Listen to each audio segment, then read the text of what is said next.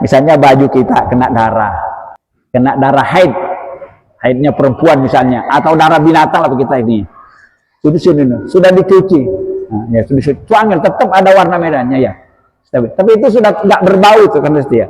Ya, maka kalau sudah seperti itu Allah memaafkan. Nah, di sini dikatakan ya bahwa ma'fun anhu, maka najis, sisa-sisa kotoran yang melengket yang berwarna yang susu itu sudah termaafkan karena kita sudah berupaya. Tapi kalau kita mengatakan wes karpe ya mau diterima apa tidak sih ya, gitu ya nggak bisa, tidak ada usaha. Dan cara membersihkan juga ya bumi yang kotor itu, kalau kotorannya itu najis ya bil jifati, yaitu mengeringkan. Ya, dikeringkan dulu. Jadi kalau masih basah itu jangan dikeringkan. Kalau terpaksa memang harus sholat di situ, ya kasihlah plastik di atasnya kira-kira. Ya, dikeringkan. Jadi disiram dulu tadi kalau ada najisnya, ditunggu keringnya dulu baru ditempati sholat. Karena biasanya kalau kering itu bau-baunya hilang. Tapi kalau kadang-kadang masih basah, ya seperti itu. Ini penting ini Pak, karena sholat itu bukan cuma masjid kayak karpetnya, lantainya harus bersih, di lapangan itu pun kalau kita memang itu sering ditempati sholat harus dijaga kebersihannya. Seperti itu caranya, cara membersihkan bumi, membersihkan lantai, membersihkan karpet-karpet yang di atas bumi itu kalau ditempati sholat. Disiram, kemudian ditunggu sampai kering. Yang begini-begini semuanya diatur di dalam kitab fikih ini, dalam kitab fikih diatur cara-cara menghilangkan najis, baik itu mengenai badan kita, mengenai pakaian kita, mengenai tempat, ya karpet termasuk bumi tadi itu diatur dalam Islam, cara menghilangkannya. Kita kalau sudah paham seperti ini, maka hilanglah keraguan. Kalau kita beribadah dengan ragu-ragu, itu juga menyebabkan ibadah kita bisa tidak diterima. Ragu-ragu. Sudah bersinggah. Itu ragu-ragu itu namanya. Diterima apa enggak diterima. Kalau kita sudah melaksanakan aturannya, syarat-syaratnya yang ditetapkan oleh Allah dan Rasulnya sudah kita lakukan, rukun-rukunnya sudah kita laksanakan, sunat-sunatnya kita lakukan, hal-hal yang memakruhkan kita tinggalkan, otomatis itu sudah sah. Kalau sudah sah pasti diterima oleh Allah. Begitu gampangannya. Kalau masih ragu-ragu,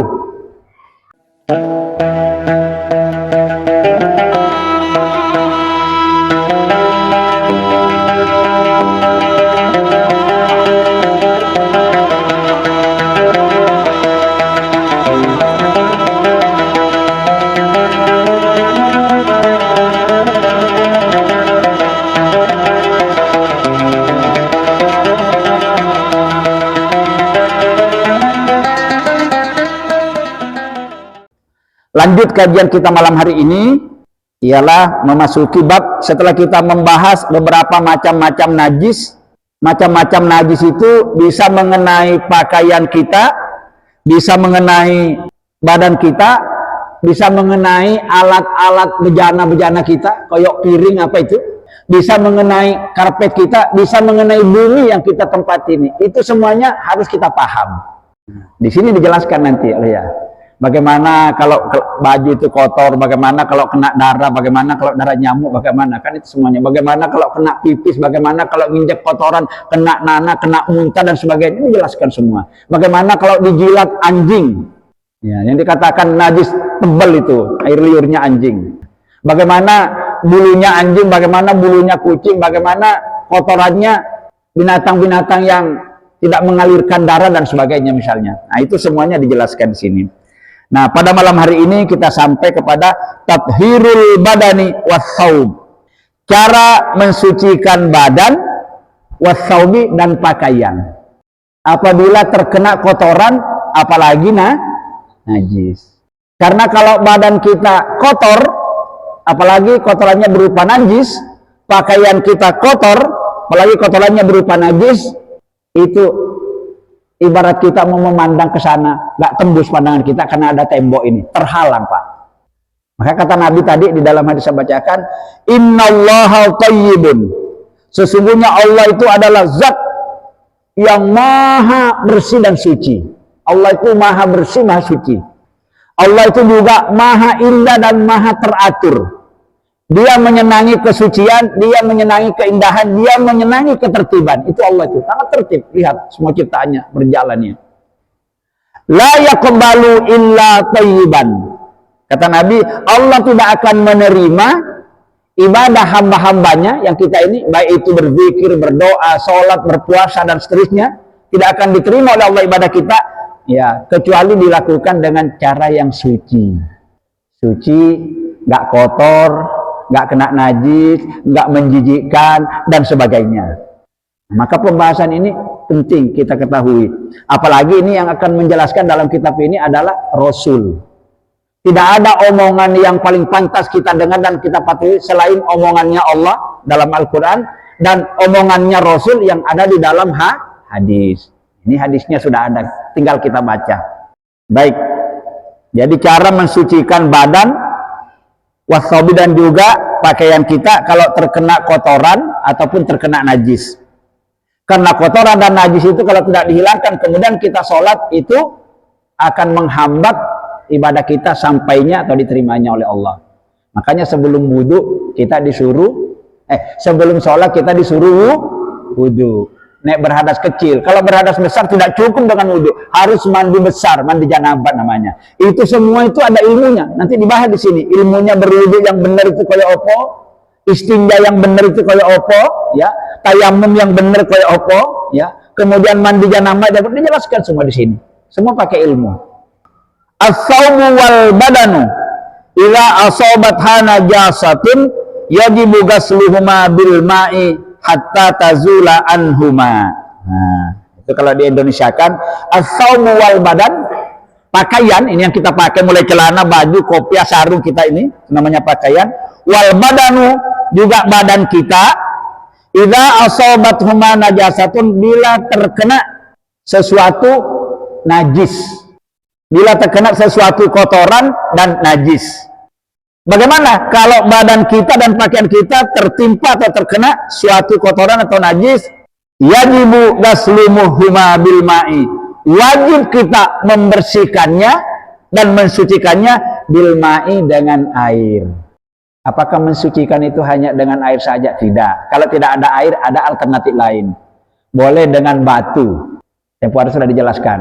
Batunya itu sekurang-kurangnya 3 batu. Ya, boleh 1 batu tapi yang besar. Yang misalnya kita habis kotoran itu, dibolehkan itu, kemudian yang sisi sebelahnya nggak dikena, sisi sebelah. Tapi kalau batu kecil nggak bisa. Harus yang sekurang-kurangnya kayak gini. Tidak ada batu, boleh kita juga pakai dengan debu tanah. Contohnya kalau kita tayamum, mau sholat nggak ono banyu, mau mandi janabat nggak ono banyu, ya ganti dengan debu tanah. Bagaimana caranya dan apa syarat-syaratnya nanti akan dibahas dalam kitab ini. Ya, ini saya ulangi. As-sawmu wal badanu idza asabathuma najasatun yajibu ghasluhuma bil ma'i. Tentang pakaian dan juga badan kita apabila ditimpa atau terkena suatu najis, yajibu alaihima bil ghusl. Wajib kita membasuhnya, keduanya itu baik badan maupun pakaian, dengan air. Kalau tidak ada air nanti boleh dengan benda yang lain sesuai dengan petunjuk yang ada dalam Al-Qur'an. Hatta tazula anhuma, ya, sehingga kotoran itu, najis itu hilang dari badan kita, dari pakaian kita, tidak ada lagi kotoran. Karena kalau kita kotor itu Pak, jangankan Allah, kita sesama manusia saja kalau lihat penampilan orang kotor, masa senang kita? Ya, nggak usah pakaiannya orang lain, pakaian kita sendiri. Ini Pak Imam, kalau sudah dipakai 3-2 kali nggak diumbar itu nggak enak di badannya. Tapi orang-orang yang rodok kentro dan jorok itu enggak, itu ya kita mau pakai walaupun katanya ya. Nah itu. Padahal Allah itu nggak suka kayak gitu. Nggak usah Allah, manusia saja melihat kita kalau penampilannya nggak bersih, nggak kotor, kentro itu nggak senang. Apalagi Allah. Nah kalau kita sampai beribadah membawa pakaian yang kotor yang bernajis, wah bisa-bisa ibadahnya itu tadi tidak diterima oleh Allah, tidak diterima. Nah, apalagi kalau ada najisnya. Rasulullah wajib menjaga. Ingkanat mar'iyatun, jika benda atau najis yang mengenai kita itu mar'iyatun berupa cair. Kan najis itu kan ada yang bersifat cairan, ada yang bersifat benda ya. Ya, kalau kayak kotoran itu kan lah ya. Kalau ini bersifat air. Contohnya kadami. Darah itu yang berwarna merah itu kan sifatnya kayak air, benda cair namanya, mengalir ya. Termasuk juga iler. Iler itu najis loh Pak. Apa kalau kuping biasanya sering mengeluarkan apa itu? Kotoran kupingnya itu loh. Nah, apa cenderung itu? Nah, itu najis itu. Iler najis. Air liur. Nek umbel. Enggak, tapi kotor. Kotor harus kalau malam kita kena dibuat itu. Orang manusia aja enggak senang apalagi Allah. Nanah, darah, iler. Apa ini? Itu. Nah, jangan sampai termasuk kotoran-kotoran binatang gitu ya. Kalau mengenai baju kita enggak bisa, tertolak ibadahnya. Nah, yang begini-begini kan banyak orang nggak mau tahu. Pokoknya sholat, yang penting sholat. Perkara diterima tidak diterima itu urusan Allah. Salah, bukan urusan Allah, urusan kita. Banyaklah orang ngomong gitu. Wes, yang penting aku harus ngelakoni. Perkara diterima tidak itu nyampe apa tidak itu urusan Allah. Nggak mau Allah dibegitukan. Wong kita disuruh beribadah yang baik itu ditunjukkan kok oleh Allah tata caranya. Sampean yang nggak mau ikuti tata caranya maka tidak diterima. Sama kalau kita mendaftar ingin jadi pegawai di suatu perusahaan, jadi pegawai negeri, kan ada syarat-syaratnya tertentunya. Ya, wes, aku yang penting sudah daftar, sudah perkara diterima tidaknya. Iya, nggak diterima temenan kalau nggak diikuti tata caranya. Gitu, sama juga dengan Allah.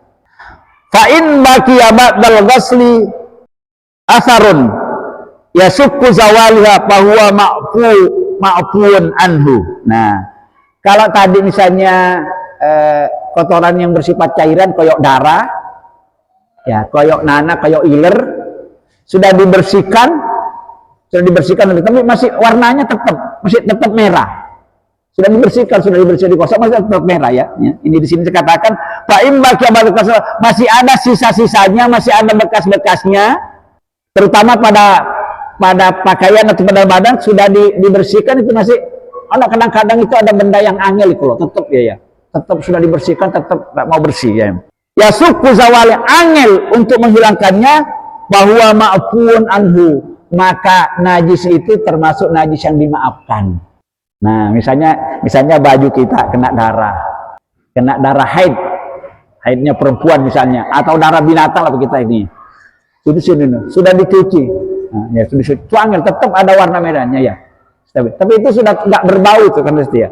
Ya, maka kalau sudah seperti itu Allah memaafkan. Nah, di sini dikatakan ya, bahwa ma'fuun anhu, maka najis sisa-sisa kotoran yang melengket yang berwarna yang susu itu sudah termaafkan. Karena kita sudah berupaya. Tapi kalau kita mengatakan wes karpe ya, mau diterima apa tidak sih ya, gitu ya nggak bisa. Tidak ada usaha.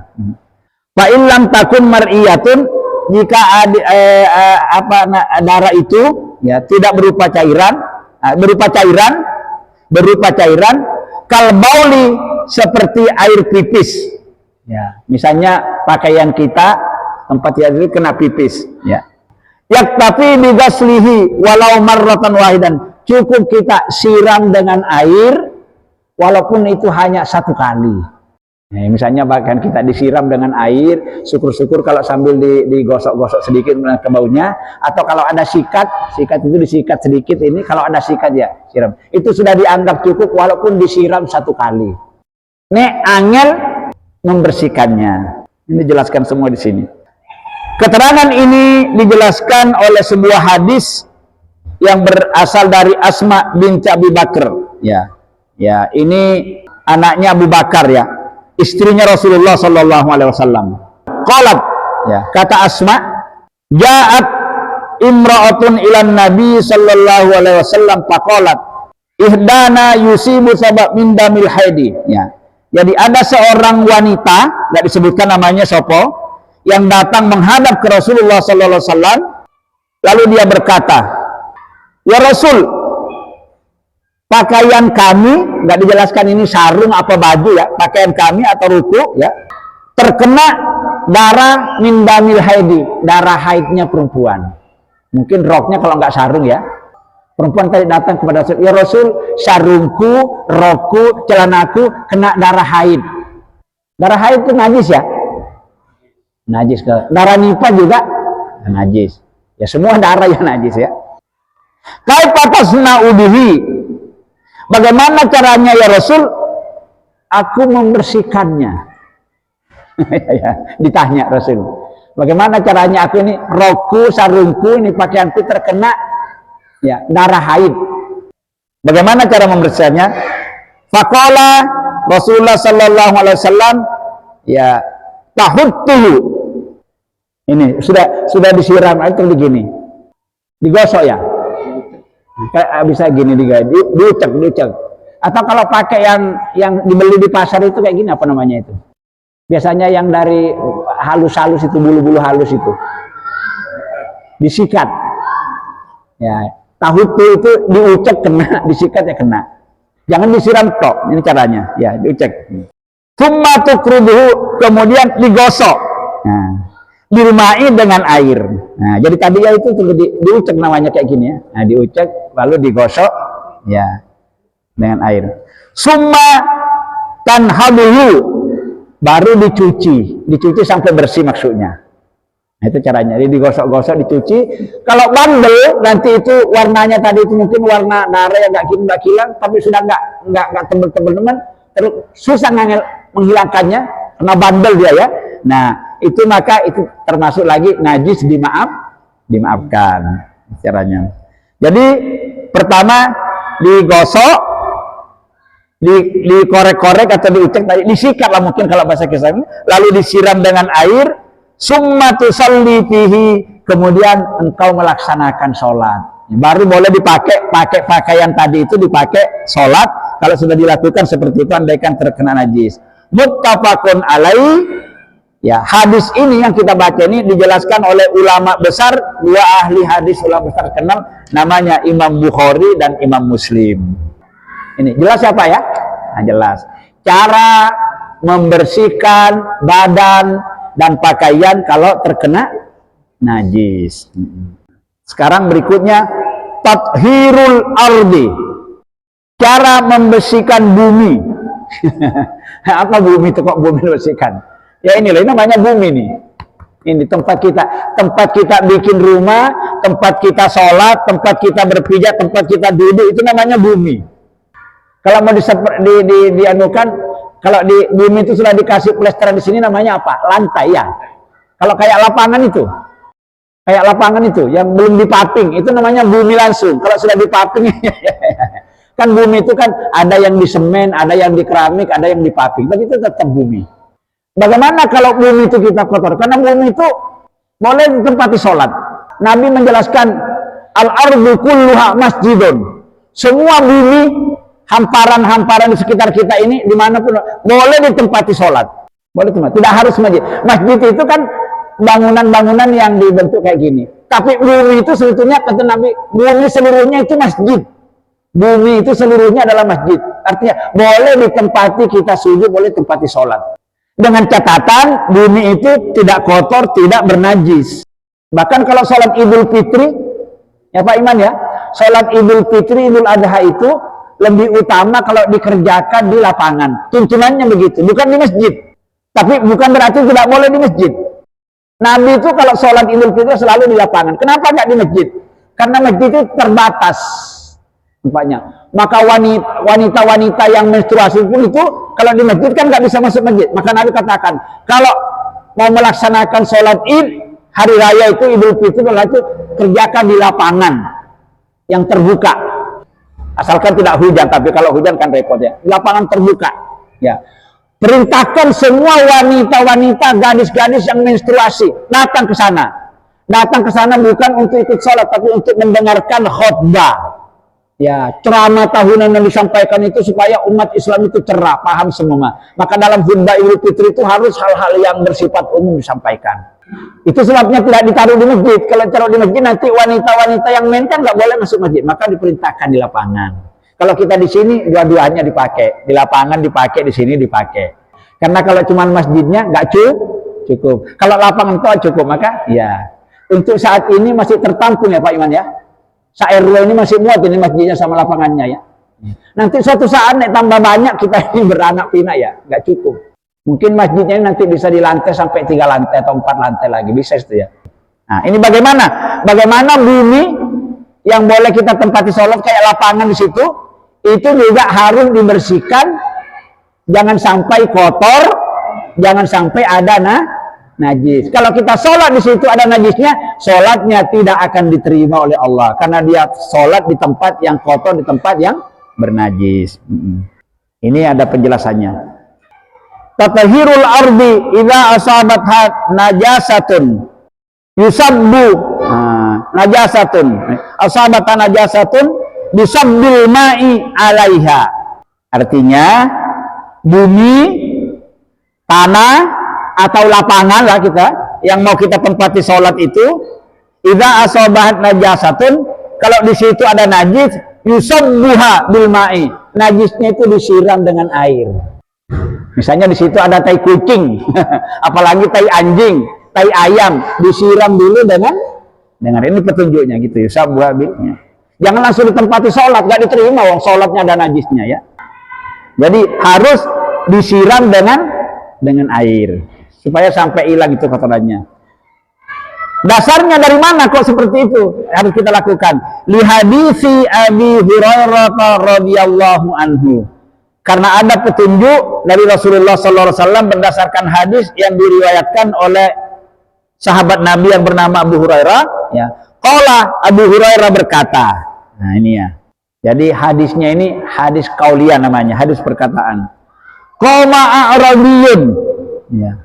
Ada seorang Arab Badui masuk ke dalam masjid. Arab Badui itu, Pak, kalau orang mengatakan Arab Badui itu Arab desa kalau bahasa kita. Arab kampungan, lolak-lolok, nggak ngerti apa-apa, nggak tahu sekolah, nggak tahu ngaji. Itu namanya Arabiyun. Arab apa ya? Ya, biasanya orang kita kalau orang kayak gitu, orang kampungan itu. Orang kampungan itu kan biasa beda dengan orang-orang yang tinggal di tempat yang ramai. Ya, di kampung itu biasanya banyak orang nggak ngerti karena di situ jarang masuk orang-orang pinter. Di kampung, Pak, kalau kita tinggal di Surabaya banyak masjid kita ini diisi orang-orang yang pinter semua. Tapi di kampung itu susah. Nah, ini yang datang kepada Nabi ini Arab pegunungan, Arab desa, masuk ke masjid, tabala, pipis. Fil masajid, di pojok masjid, yang pojoknya itu pipis, itu orang kemuan itu pipis mungkin di pojok sana tuh, kira-kira yang nggak ada orang. Pipis di pojok sana, pipis ini ya. Namanya orang nggak ngerti. Pakama ilaihin nasul liyakaubihi. Maka semua orang bangkit berdiri, ingin menghajar dia, ingin dihajar. Ya, orang Arab kampung tadi yang di pojok masjid pipisnya, marah jamaah ya kayak kita gini, tiba-tiba ada sini kita tilu, pasti marah kita.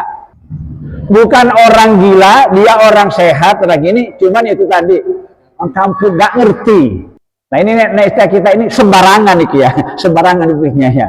Jadi Arab Badui itu namanya Arab kampung, Arab kampungan lah ya, nggak ya. Istilahnya pengetahuannya itu nggak ngerti, kasihan, ya, nggak ngerti. Jadi marah orang, pipis di masjid. Kalau orang gila, bukan anak kecil, mungkin ini orang dewasa nih, ingin dihajar, ingin dihakimi oleh orang-orang yang ada di masjid itu, yang tahu itu. Wah ini kurang ajar ini orang ini ya. Maka Nabi Sallallahu Alaihi Wasallam, kemudian Nabi bersabda, da'ahu, biarkan dia lagi. Biarkan maksudnya nggak usah dipukuli, nggak usah dihajar. Wa ardiku ala baulihi, sejalan ya. Siramlah air pipisnya itu sejalan dengan seember min ma'in dari air, au zanuban min ma'in, atau setimba dengan air. Setimba itu. Kalau ember kan lebih besar ya. Siramlah dengan seember air, kalau nggak ada seember siram dengan setimba. Timba itu kan lebih kecil biasanya dari air. Siram itu. Jangan dihajar. Loh, Nabi loh Pak, coba Pak Nabi itu Pak, orang bijaksana itu loh ya.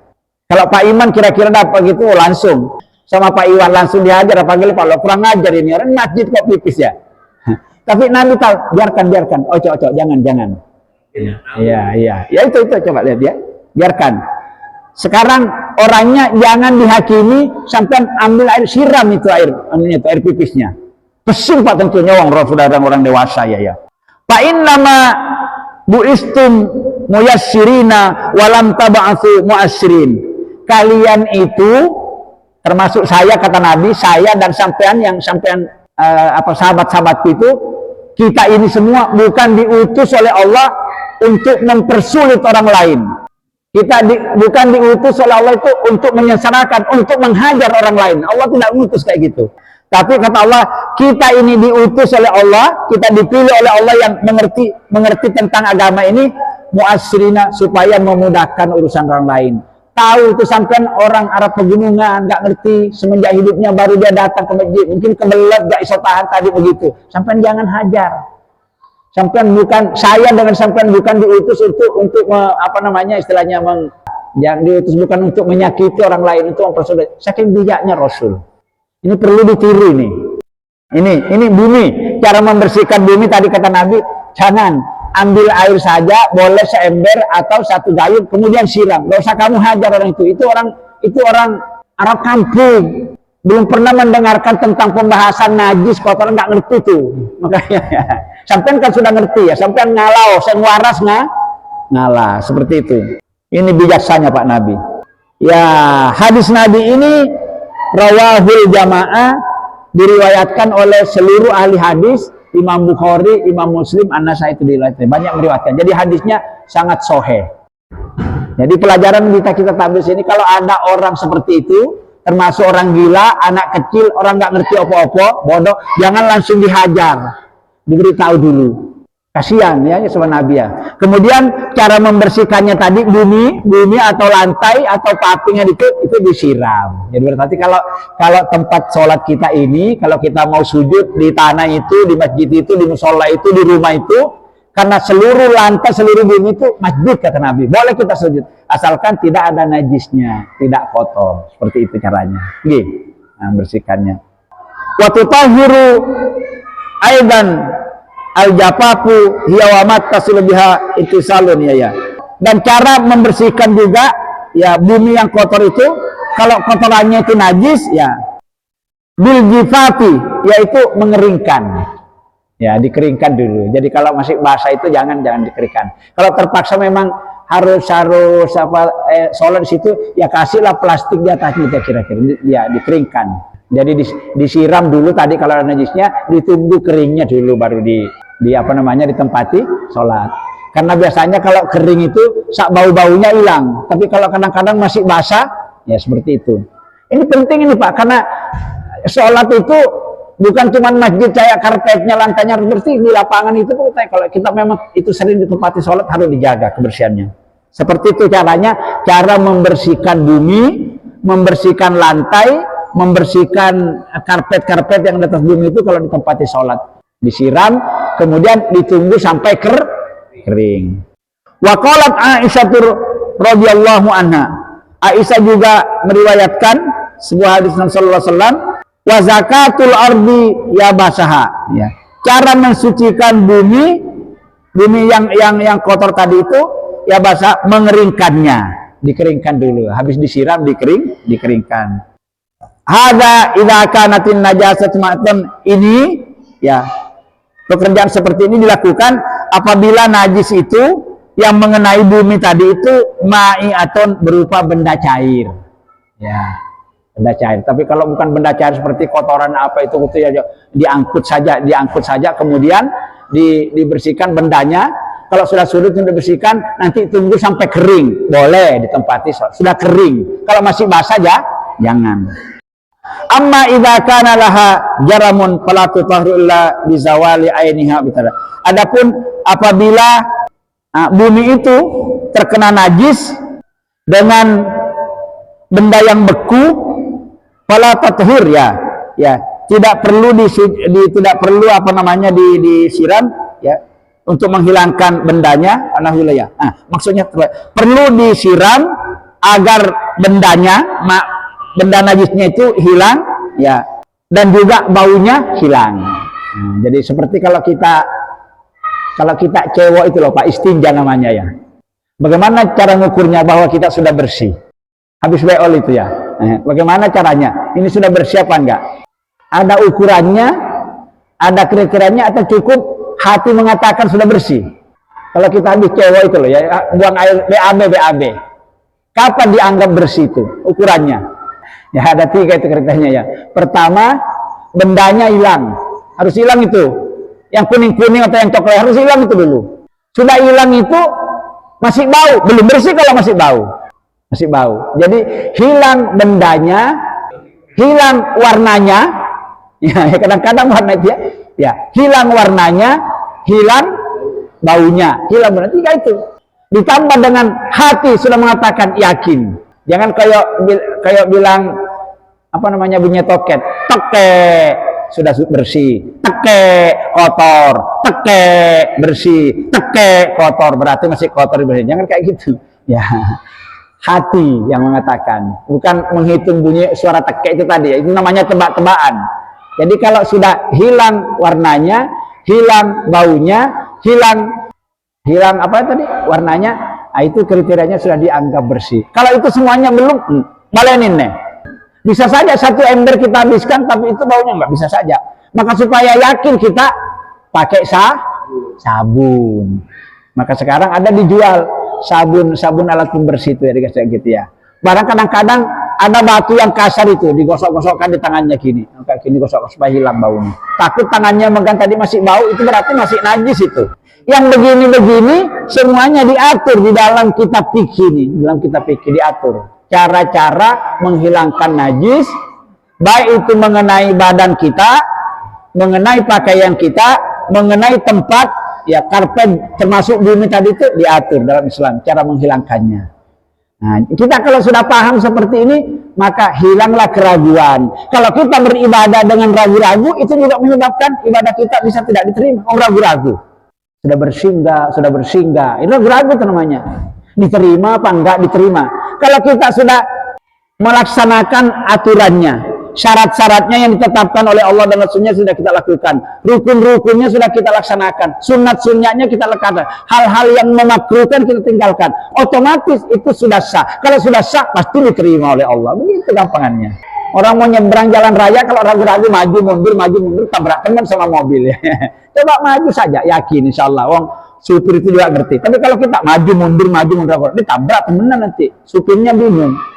Begitu juga jaga dalam kita beribadah, sesuatu itu yang kita kerja harus yakin bahwa semua ibadah yang kita persembahkan kalau sudah benar tata caranya, kalau tidak sudah mengikuti apa yang ditunjukkan Rasul. Kalau ragu-ragu terus, ya itu yang menyebabkan orang yang tidak tahu, orang yang beribadah dengan dasar kebodohan tidak tahu, pasti banyak ragu-ragunya.